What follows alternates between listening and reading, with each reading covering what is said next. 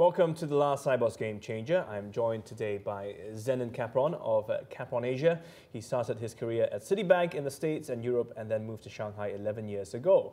Capron Asia is a China-based market research and consulting company covering the Asian financial industry. Thanks for joining us. Let's start your game changer by talking about a fintech in China.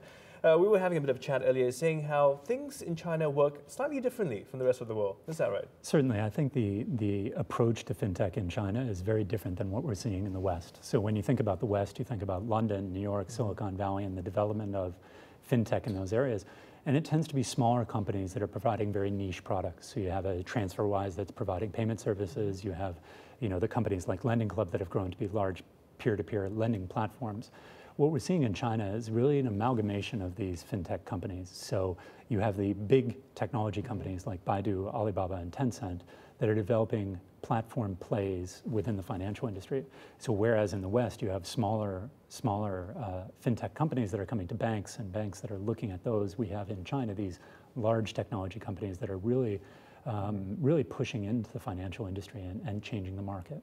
And would you say one is better than the other? I mean, does it work more effectively in China because perhaps that's how things work there? Sure. I think a good comparison is PayPal versus AliPay. So if you think about PayPal in the US, when they first started out, their potential customer base was 250 million people. To get to the next level of customer base, to get to 1 billion people, they immediately have to expand internationally. Now, expanding internationally for a company that's based in the US can be challenging. I mean, first of all, if you look at it from a technology perspective, you have to have platforms on the back end that scale.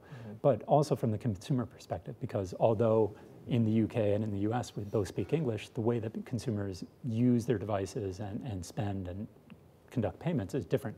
Whereas if you look at AliPay, AliPay instantly had access to 1.4 billion customers.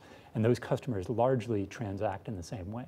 So they're able to build up a platform that's really unique for the market and fits the needs of the consumers in that market before they start expanding internationally. Which means it is, again, as you mentioned, unique to that market. And that market only? Right now, for sure, yeah. And we're starting to see these companies move abroad bit by bit. So Alibaba is a good example. I mean, they're starting to invest in India. In some of the payment services there. Now, India seems like an interesting choice. I mean, from a population perspective, it's very large, and there's a huge amount of e-commerce that happens in India as well. But as well, India, from a payments perspective and a provider perspective, is not as competitive as some of the other markets. So whilst these companies are starting off in China and really perfecting the platform there, we're starting to see them move abroad as well. What about growth, in Asia and China versus the rest of the world? I mean, do you see it competing at different levels? China, as you were telling me earlier, also reaching a point where there's a lot of saturation in many areas. So what would they be likely looking at next in terms of how they grow this industry? Well, I think saturation is a really good point. I mean, if you look at how these companies originally got into the financial industry, if you think about those three companies, Baidu, Alibaba, Tencent, they're all kind of masters in their own domain. So when you look at Alibaba and you look at its footprint in e-commerce, Alibaba has north of 90% of the e-commerce market. Tencent has 4 to 5 million people, 500 million people on their WeChat application, and Baidu controls search. So as these companies reach saturation in their own particular industries, they very quickly expanded into other kind of ancillary services. So we see on the WeChat platform, you can buy movie tickets, you can book taxis, kind of similar to Grab Taxi here in Singapore. You can invest in wealth management products, and it's all underlying their technology infrastructure and their payments infrastructure as well, which is quite different than the rest of Asia. I think if you look at other markets, the trends that we're seeing, I mean, certainly Singapore and Hong Kong are kind of considered the two fintech centers in Asia so far. And the approach of just the market dynamics are quite a bit different. So very much the companies that we're seeing in these markets are focused on these markets and creating platforms that work in these markets, but it's a very limited population base and kind of potential for them. Whereas in China, the scale is completely different. Do you think those companies, the big companies in China, had an advantage in a way because what they're doing is unique and localized to their country, but at the same time, because of the sheer volume, what they're doing kind of makes sense there all at once, and they've been able to lead the way because it's just one company leading the way versus 10 different fintechs trying to work together to reach out to the 200 million. Yeah? Sure, but that being said, I mean, the competitive situation in the early 2000s when these platforms were set up was similar to other markets. Now, the unique characteristic about the Chinese market is a lot of these other platforms have been blocked. So if you look at Facebook, if you look at Twitter, if you look at Instagram, all of these platforms at one time or another have been blocked in China, which kind of gave these domestic players an advantage. But if you look at kind of the dot-com bubble right around the 2000s in the US, a lot of these Chinese companies had said, hey, these business models would work well in China. What they've done a really good job of is tailoring those models for the Chinese market. And that really, at this point, is a pretty unassailable lead in the market in China. And a lot of the clients that we work with are looking to come into the market, and it's very challenging. It's a very competitive situation where, in mobile payments as an example, the top 3 players control 95% of the mobile payments market. So if you're a mobile payments company in the States coming to China, it's a little bit of a hard ask. But then again, some of them going in say, I don't need a big crack at the pie, I just need that 1%, for example. Sure, and that's the attraction of the Chinese market, is that it is so huge. But we're starting to see the government push back a little bit on foreign tech companies. I think that's a concern for the financial industry as a whole. But you have the program from the government was called the DIOE, so anti-IBM, Oracle, EMC, because they were kind of pushing back, and that was the name that was given in the media because those are kind of the largest tech players there, and China really wants to promote a domestic tech strategy. So really promoting, instead of Cisco, they're promoting Huawei. Instead of some of these larger server companies like IBM, they're really favoring. So that pushback makes it a little bit more challenging for foreign companies as well. So it sounds like regulation has been fairly supportive of the local industry. Is that going to be a challenge moving forward, since now they found that they saturated the local market, and I guess the next thing to do is look outwards, right? But will those regulations then make it more challenging? I think for the expansion abroad, it probably won't. It's more the regulations in the industries or the geographies that they're moving into. So as they move into India, obviously they have to work within those regulatory frameworks. I think that the interesting thing about India is it's a capital control currency as well. So they're able to operate under much the same kind of auspices that they have in China. I think it's interesting to see the regulators point right now on some of this financial innovation, because if we look at things that have happened within the market, peer-to-peer lending has been available for 5 years in China, but it's only starting to regulate this year. Now, why is that? Because peer-to-peer lending, to a certain extent, solves the shadow lending problem in China. It doesn't solve, but helps, right? Because it brings these shadow off-balance sheet loans into the light, so to speak. So although peer-to-peer lending platforms in China, there are a tremendous number that have failed over the past couple of years, it brings a little bit more transparency. And so we've seen the government not take action to shut down some of these innovations that have helped the industry.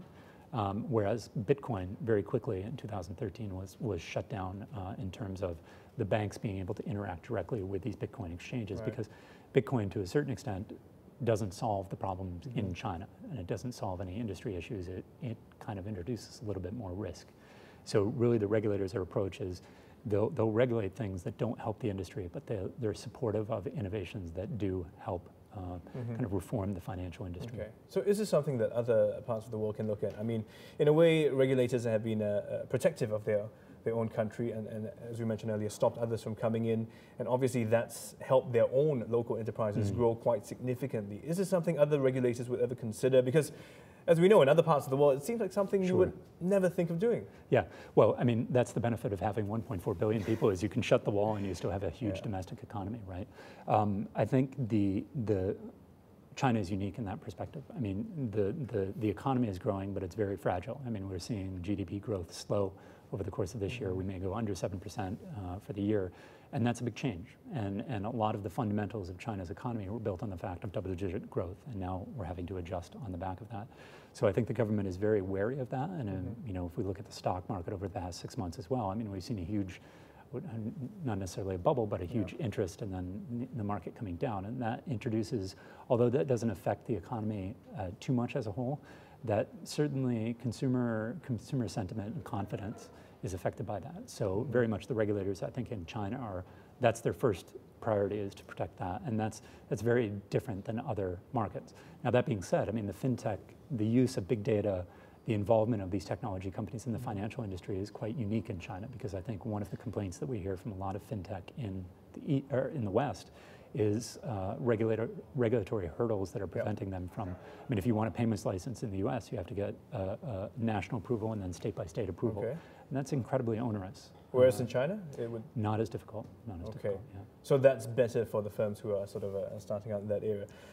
When you look at Asia then, we've been talking specifically about China, but I mean, will the growth be something that banks will be focusing on in the next few years? Is Asia sort of the next big stage? I think certainly, you look at the economy in any industry, and especially banking, that Asia is really where it's developing. And more specifically around fintech in Hong Kong and Singapore are clearly the fintech hubs.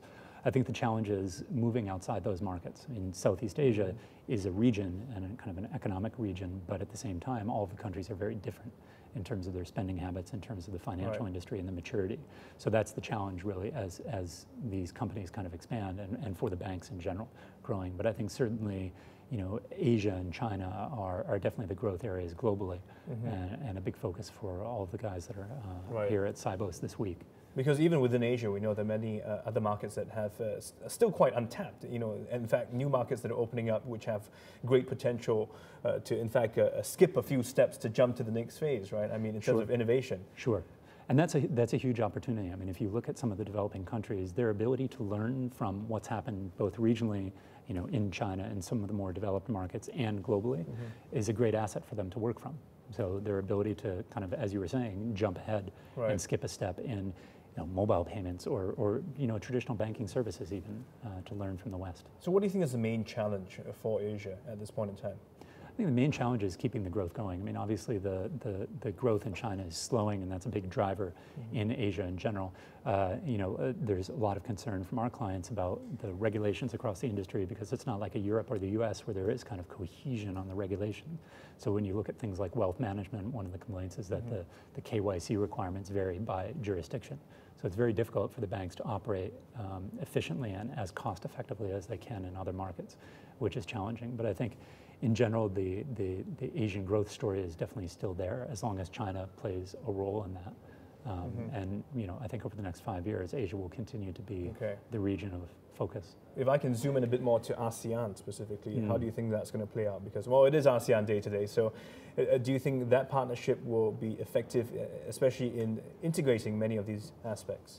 I think certainly here Singapore has played a key role in that integration, and Singapore, as the country as it is always looking for new ways to grow the economy. And as that goes forward, I think we'll still see that with Singapore. I think the challenge for the other markets is the consistency of growth. Indonesia over the course of the past couple of years has been really a darling, but it's kind of slowed down and it has its own kind of political issues, as do a lot of the other countries around. I mean, you look at Myanmar is seen as being a potential place that's really going to grow. But will that happen? And I think that's the challenge. Is really it's much more complex because China, to a large extent, I mean, it's the Communist Party, so it's kind of moving in a cohesive direction, at least from a national level. But I think these other countries in Southeast Asia face the challenges with that. But I think certainly when you look at the population of countries like Indonesia and the historical cohesion between the region, I think it could be quite strong if they can get on a solid and cohesive effort. Great. Thank you. Thank you so much. Great. Thank you for having me. Yeah.